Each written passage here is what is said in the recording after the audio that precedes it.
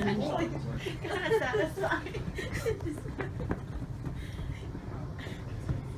I'm just gonna do this in the closet. Just deflate the... I wonder what his dreams are like. I can smell it. Well, he was playing on the cloud.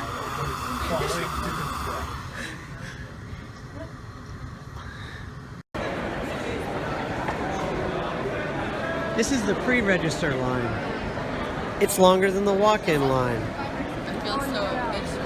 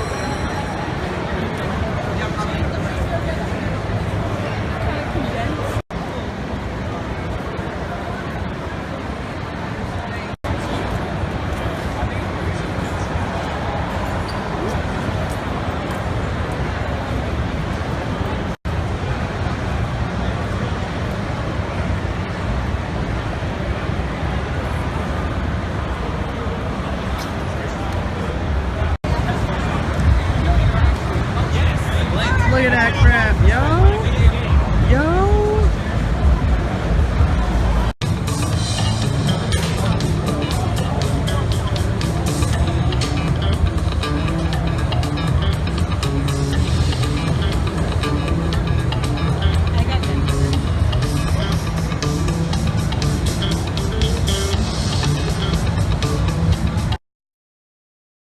I want to introduce voice of Steven Universe himself, Zach Callison.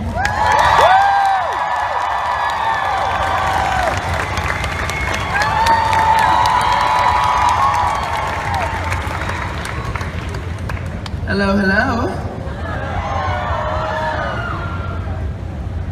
Is going to be the voice of Connie, Grace Rowlett.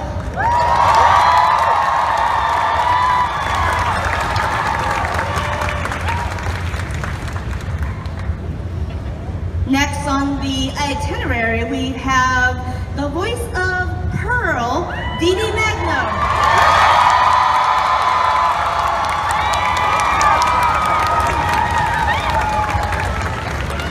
Returning today is the voice of Amethyst, Michaela Dietz.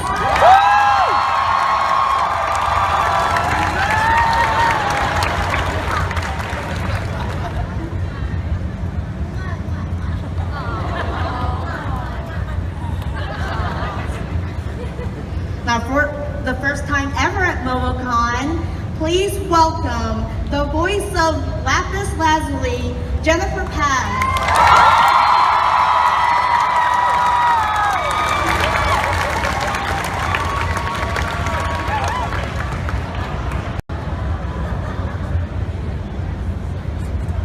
And of course, last but not least, we have the voice of Paradise, Shelby Rivera.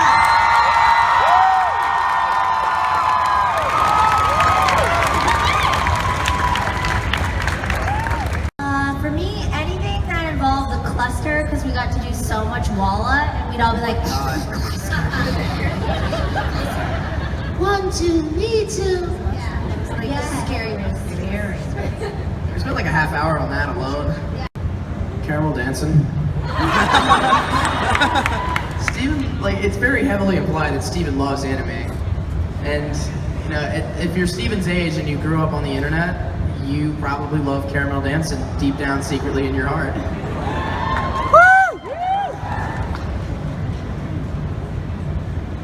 Maybe the soundtrack to The Sound of Music, or Indigo Girls. Yes.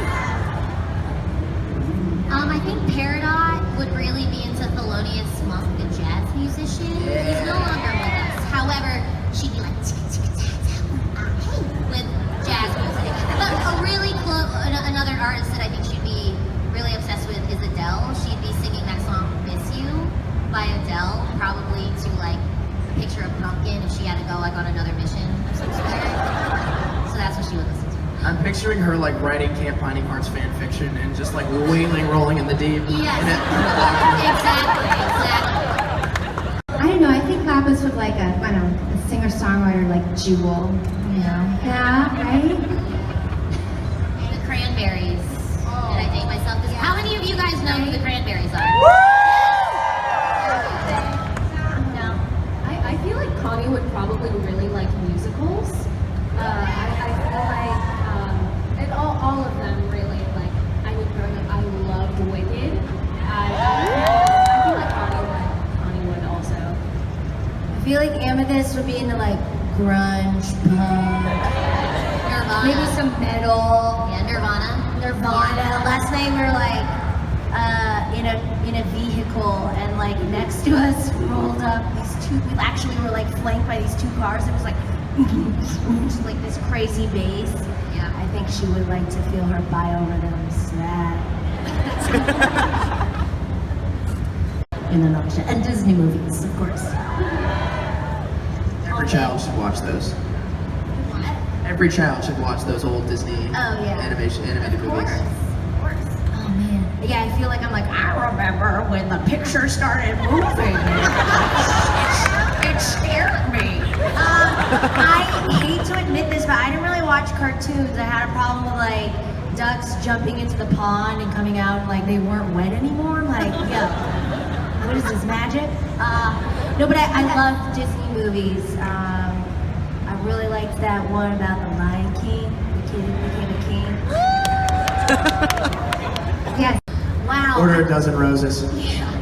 I mean, I feel like I have too many to choose from. I feel like, you know, even just today, talking to so many people, there are so many stories stand out, but I would say the general tone is people relating to me how much they relate to Amethyst's story of not feeling like they belong, whether it's dealing with depression or being adopted or body image issues. And anytime someone makes, you know, like a personal case for why they love this show so much, I'm just like so touched and again, so thankful to be a part of it and, you know, to hear your story. So thanks, guys. Yeah. I think the word, when I think about cons, you know, when the word con comes up, my favorite stories are about inspiration stories, or the word inspire comes to mind. You know, I love it when people come up and they say, I've wanted to be a voiceover artist, like what can I do? Like how did you start? For me, that's the most inspiration, like so inspirational. I can't speak right now, sorry. Well, Doing great. You're so good. right? I'll take it right out of here. Okay, so the word inspire comes to mind. Because me trying to become a voiceover artist, I didn't know what I was doing. I went to a library and I got a book. He asked me to write something heartfelt on the back, so I pondered this for a couple minutes, and this is what I came. And something heartfelt that Steven would say to Rose. Hey Mom, if we should never meet, at least we'll always be together. Love, Steven.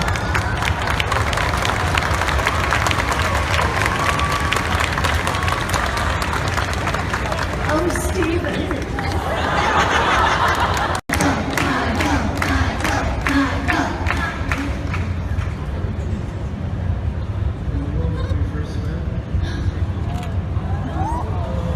Speak into the mic, Michael. So we all can hear you. We all get to hear this question. Absolutely. It's a big question. By being around. And I'm the happiest that I've ever been. I know that I will be with you for the rest of my life. So I have a question for you.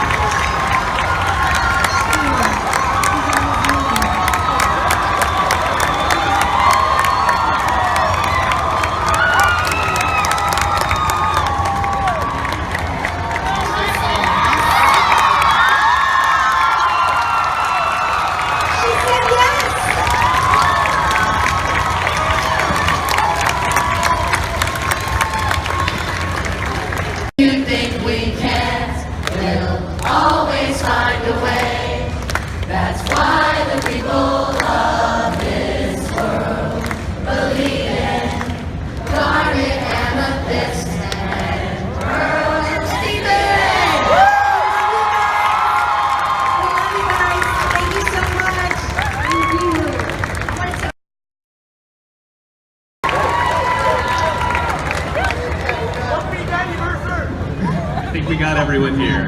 Okay. Hi, everybody. Oh yeah! So hello, Alex. This is Soldier 76 reporting for duty. And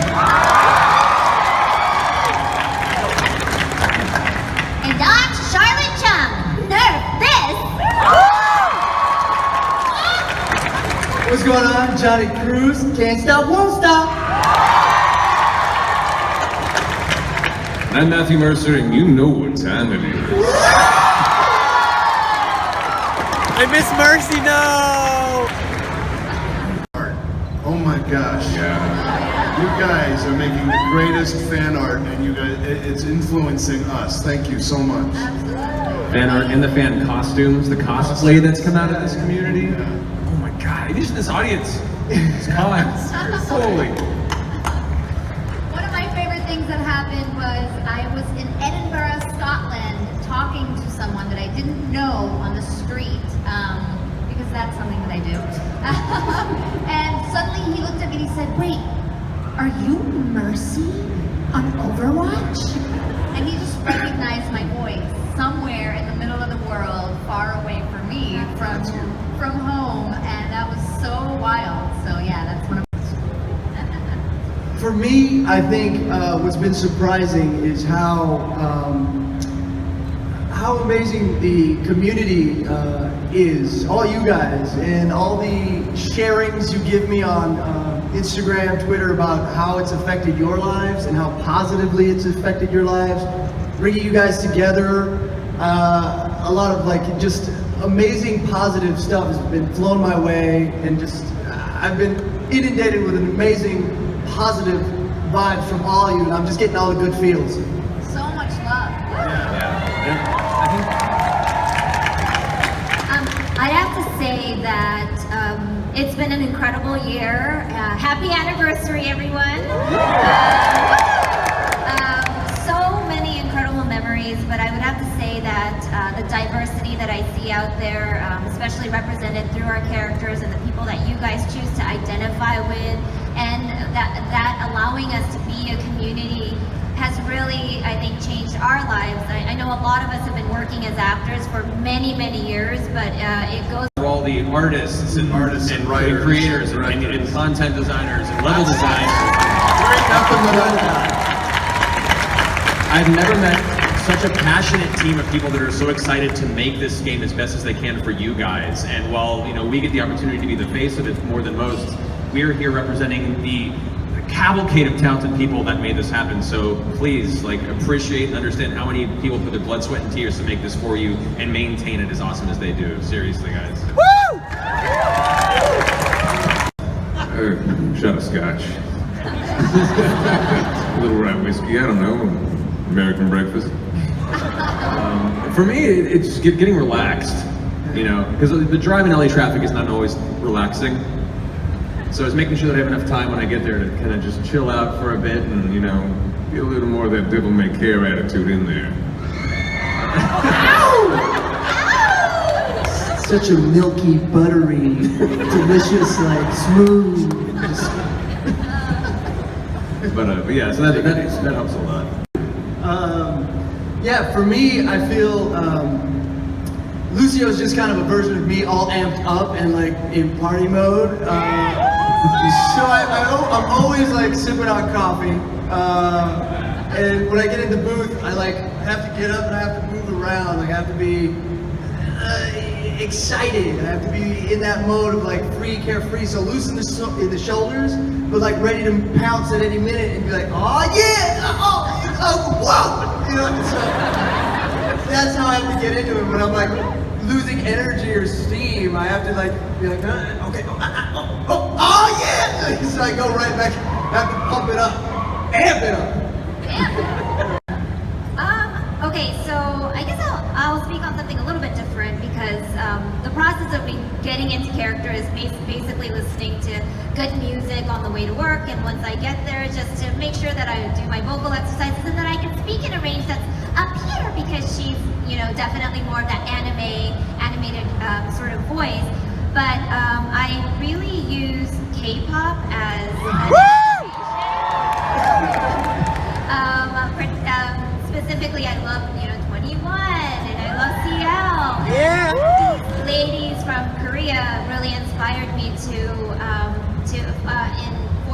diva. So I think about them and getting into their mindset of fierce and sassy and sexy and sweet and smart and strong. And with all of that comes diva. American. Gets me right in the mood, this smell. It's great. No, same thing with Matt. I gotta center myself. I gotta calm myself down. I like to listen and watch some reference. I call it tuning up. Kind of tune myself into him a little bit. And then I think about being a lot older, and really caring about everybody. And yes, being a daddy.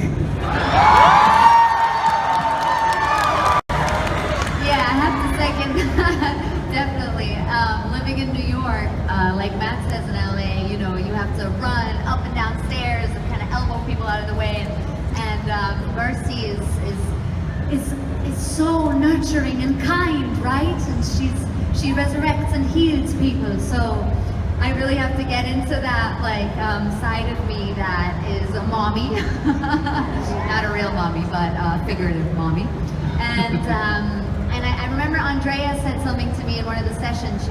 She's the director, and she said, "Oh, I just want to wrap myself in your voice like a blanket and have a hot cup of cocoa." And I always think of that when I'm in the booth with Mercy and think, okay, I have to make my voice go to that place where you just want to wrap yourself in her voice on a couch with a hot cup of hot chocolate, you know?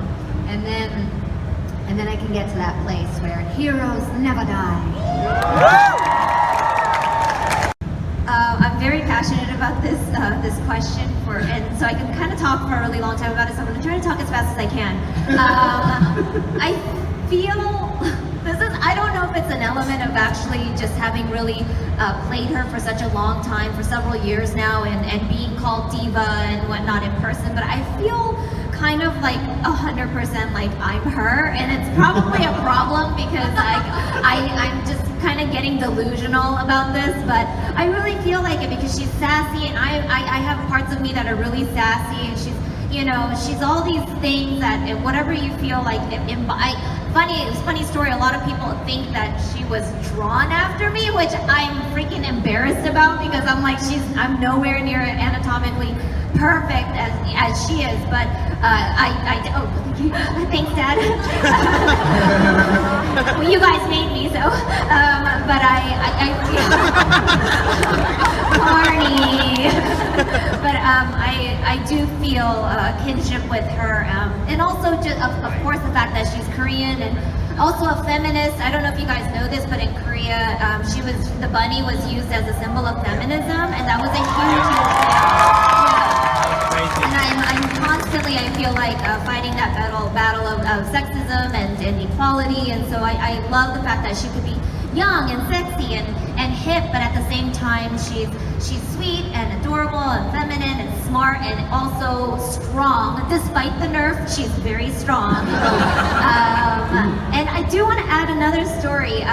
This is just I'm going to embarrass Fred really quick, but at BlizzCon, when I first met him, I was actually a huge fan because of another game called Call of Duty, and Nikolai!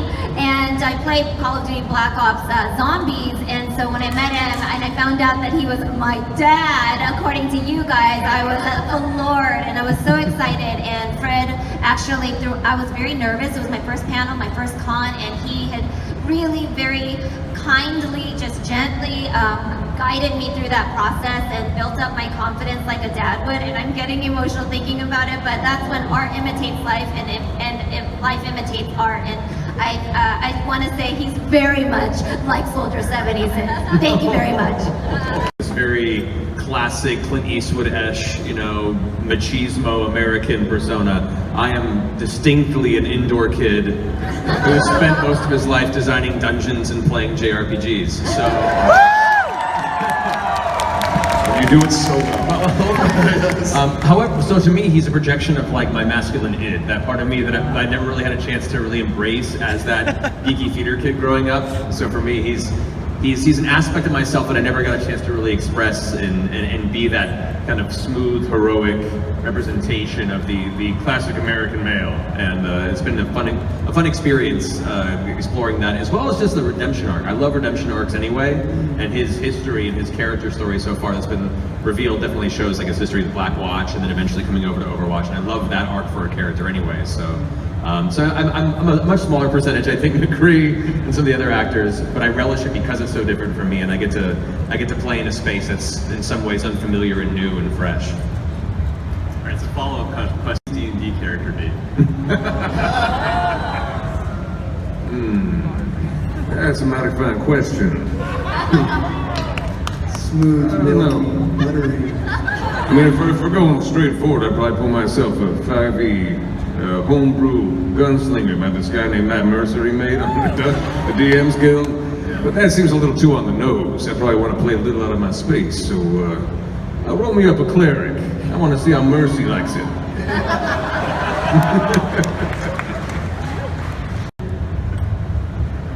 you know which line it is?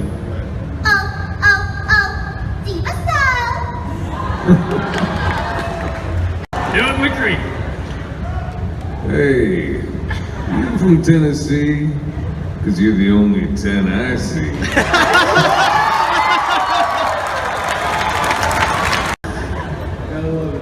Okay. Winky face! Wait. Wait.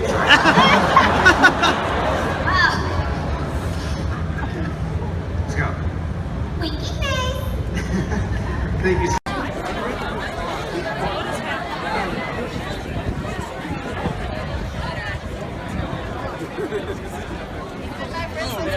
Yeah, exactly.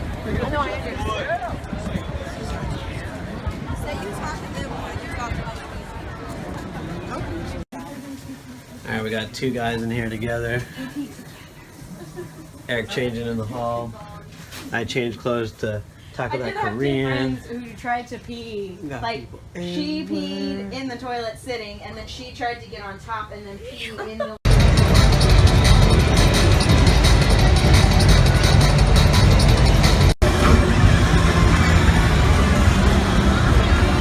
It's 3:44 a.m.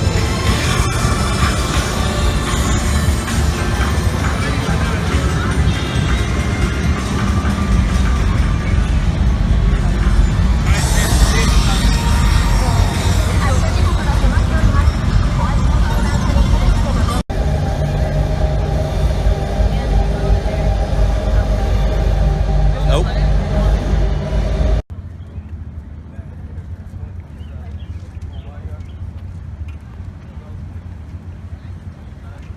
It's 4 a.m. We made it. It's time for bed.